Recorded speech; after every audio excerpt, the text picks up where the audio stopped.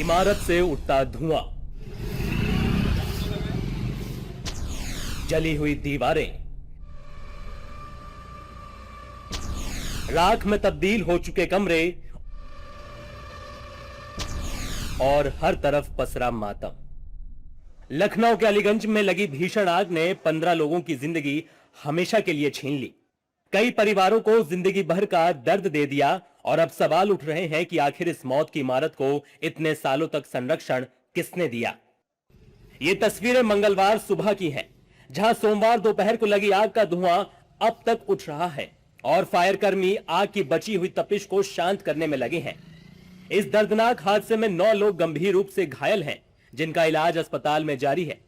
कई परिवार ऐसे हैं जिनके घरों के चिराग हमेशा के लिए बुझ गए। जिन बच्चों को बेहतर भविष्य के सपने लेकर कोचिंग भेजा गया था, वो वापस घर नहीं लौट सके। हादसे के बाद सरकार ने ताबड़तोड़ कार्रवाई भी शुरू कर दी है। मुख्यमंत्री योगी आदित्यनाथ ने उच्च स्तरीय जांच के निर्देश दे दिए हैं। लापरवाही के आरोप में 4 अधिकारियों को सस्पेंड कर दिया गया है। 6 नामजद आरोपियों समेत कई जिम्मेदार लोगों पर एफआईआर दर्ज की गई है। अब तक 4 आरोपियों की गिरफ्तारी हुई है, जिसमें बिल्डिंग मालिक वीरेंद्र कुमार शुक्ला, गेमिंग और एनिमेशन जोन के संचालक तुषांक कृष्ण जायसवाल और सॉफ्टवेयर डेवलपर रामकृष्णा को गिरफ्तार किया गया है। आग लखनऊ में लगी, लेकिन इस हादसे ने दिल्ली तक को हिलाकर रख दिया। देर रात रक्षा मंत्री राजनाथ सिंह घटनास्थल पहुंचे। उन्होंने हादसे को बेहद दुखद बताते हुए पीड़ित परिवारों के प्रति संवेदना व्यक्त की और भरोसा दिलाया कि पूरे मामले की गहन जांच कर दोषियों पर कार्रवाई की जाएगी। वहीं उत्तर प्रदेश के मंत्री सुरेश खन्ना ने भी ट्रॉमा सेंटर पहुंचकर घायलों और उनके परिजनों से मुलाकात की और सरकार की ओर से हर संभव मदद का आश्वासन दिया।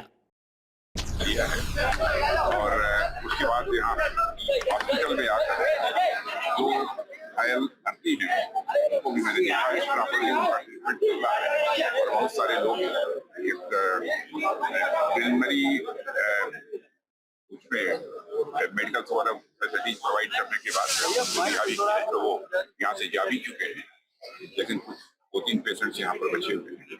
प्रॉपर्ली उनका ट्रीटमेंट यहाँ पर हो रहा है, प्रॉब्लम नहीं है। मुख्यमंत्री जी ने स्वयं भी कहा है कि पूरे मामले की जांच कराई जाएगी और जहां रिस्पॉन्सिबिलिटी फिक्स करने की जरूरत होगी तो रिस्पॉन्सिबिलिटी भी फिक्स करेंगे, लेकिन ये पूरी तरह से जांच होने के बाद ही इसी तथ्य पर हो जाएगा। तो अपने आप में एक बहुत बड़ी घटना है। इस घटना में 15 लोगों की जान गई है। एक अत्यंत हृदय विदारक घटना, आज तक कभी सुना नहीं कि केवल सफोकेशन की वजह से मौत हो गई, धुएं के सफोकेशन से ही मौत हुई। ये अपने आप में जितनी तकलीफ दे घटना है उसका वर्णन शब्दों में किया नहीं जा सकता। लेकिन एक बात का हम विश्वास आप लोगों के माध्यम से पूरे प्रदेश को, पूरे देश को दिलाना चाहेंगे कि योगी सरकार है और कोई भी जो दोषी पाया जाएगा वो बचेगा नहीं, चाहे कितने ही बड़े स्तर का व्यक्तित्व हो, और ऐसी घटना की पुनरावृत्ति न हो इसका भी पूरा इंतजाम होगा।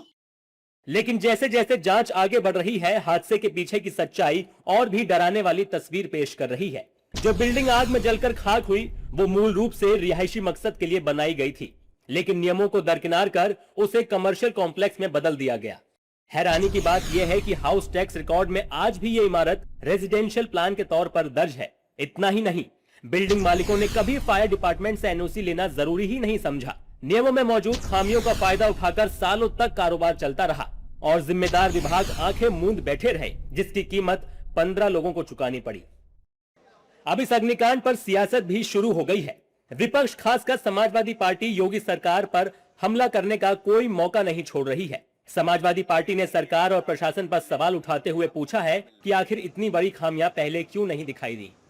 देखिए, उत्तर प्रदेश की राजधानी लखनऊ के अलीगंज में आज जिस तरीके से ये घटना घटित हुई, जिसने उसको अंदर तक हिला करके रख दिया। मैं समझता हूँ कि हम सुनने में आ रहा है कि 15 मासूमों की जानें चली गई और शायद 5-10 जो है उपचाराधीन है। तो यही कहना चाहते हैं कि आखिर फायर ब्रिगेड की गाड़ी आने में बहुत विलम्ब हो गया। सुनते हैं कि शायद 1 घंटा 1.5 घंटे बाद जो है फायर ब्रिगेड की गाड़ी आई। अच्छा, यहाँ पे बिल्डिंग 8-10 साल से यहाँ पे बंद करके तैयार थी।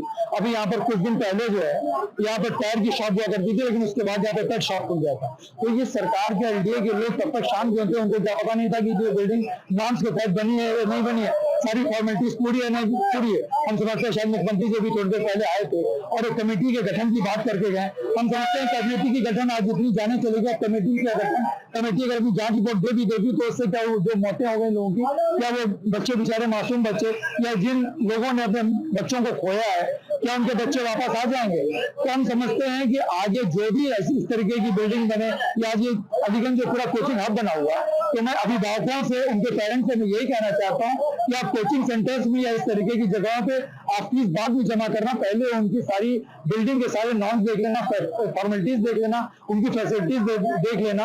अच्छा, जो यहाँ पे बिल्डिंग है इसमें कितने किलोवाट का बिजली कनेक्शन था?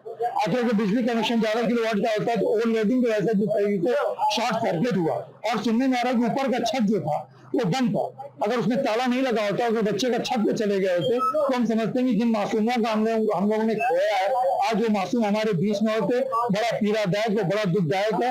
इसमें बहुत ज्यादा कुछ कहने के लिए क्या है, लेकिन मैं इतना जोर कहना चाहता हूँ सरकार के लोगों से, एलडीए के लोगों से, प्रशासन के लोगों से, कि जब बिल्डिंग आप लगातार ऊपर से इंस्ट्रक्शन आपको मिलते हैं, प्रशासन बैठे आला अधिकारी मंत्री सरकार के लोग कहते हैं, तो आपके काम पे झूठ नहीं रहता, उस टाइम आप क्यों नहीं सारी चीजों को देखते हैं, आप उस टाइम क्यों नहीं सर्वे करने का काम करते हैं? देखिए, बहुत ही दुखद घटना थी और हमारी पूरी संवेदनाएं, शोक संवेदनाएं पीड़ित परिवारों के साथ हैं, मृत लोगों के परिवारों के साथ है, और ये बहुत ही दुखद रहा है। और कहीं ना कहीं जो भी दोषी लोग हैं उन पर कार्रवाई होनी चाहिए, क्योंकि आप देखिए यहाँ पर हम लोग देख रहे हैं, यहाँ पे एंट्रेंस और एग्जिट का गेट भी एक ही है। तो ये सोचने की बात है कि आप रेजिडेंशियल एरिया में कमर्शियल बिल्डिंग बना रहे हैं और उसके बाद एग्जिट भी एक दे रहे हैं और बता रहे हैं लोग कि एग्जिट पे ही आग लगी और लोग उतर नहीं पाए। कई लोगों की दम घुटने से, कई लोगों की जलने से मौत हुई। और ये बहुत ही मैं कहती हूँ सेंसिटिव इशू, और जो भी जिम्मेदार लोग थे उन पर कार्रवाई होनी चाहिए, कठोर कार्रवाई होनी चाहिए, ताकि आने वाले वक्त में ऐसी और दुर्घटनाएं ना बढ़े। फिलहाल जांच जारी है, गिरफ्तारियां हो रही हैं, अधिकारी सस्पेंड किए जा रहे हैं और जवाबदेही तय करने की बात कही जा रही है।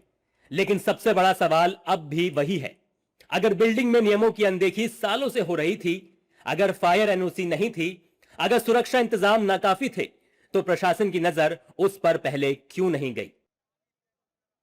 देश दुनिया की हर बड़ी सटीक और भरोसेमंद खबर के लिए अभी विजिट करें हमारी वेबसाइट nowuttarpradesh.com और nownoida.com, क्योंकि यहां सिर्फ सुर्खियां नहीं बल्कि पूरी जानकारी मिलेगी।